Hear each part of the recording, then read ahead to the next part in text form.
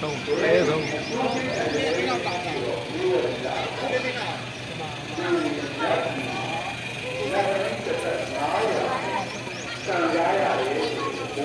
အခုကျတော့နတ်ပြည်ရောက်တဲ့နတ်ပြည်ရောက်တဲ့ဗိက္ခာအတူတူရှိတာ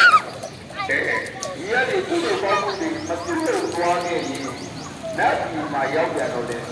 နတ်မိုးပဲဖြစ်မှာနတ်ပြည်ကိုဖြစ်တယ်ဒီလိုလည်းပြောရတယ်အခုနတ်မိုးပဲဖြစ်မှာဒါကုသိုလ်ကောင်းမှုမပါသွားခဲ့ရင်ပေါ့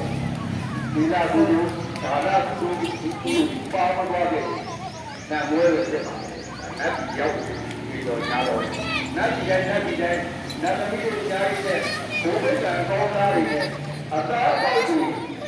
အများကြီးစားရတော့ကွာဒီဝယ်အကျိုးရရင်တော့ဒီကောင်တွေလည်းဒီလိုနဲ့ဆက်တော့ဒီလိုနဲ့ဆက်တော့ပါဒီမသားတော့လက်တာတော့ကွာအလုပ်ကတော့နေကျန်တာပဲဒီမသားတော့အဲဒီဒီမသားရဲ့ရပါဒီနာယောဂါဒီနာယောဂါကံတော့ဒီနာလို့ဟောဒီလူကြီးခံစားရတဲ့အဲဒီကဘုရားကပြောတဲ့သဘောပါကတွားရည်သိပြောတယ်ဒီသတိပဲသာသနာလူတွေဟာဒီနာယောဂါရှိတဲ့အတွက်နိုင်တယ်ဒီကနေ့ဒီခေတ်အတာကိုသက္ကနာကြီးတိုင်းသက်တာကြီးကြပါဟောယနေ့ဘုဘုဆောင်တဲ့ပါတပြဟိုယနေ့ဂျာမင်းကြီးကဒီရိုင်းဒီတော့ဒီကိုယ်ရဲ့ပါတယ်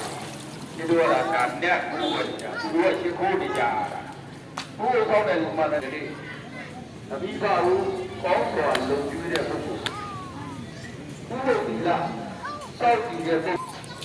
ဒီဝါရေးရှားတဲ့နေရာမှာသမာဓိကြကြတယ်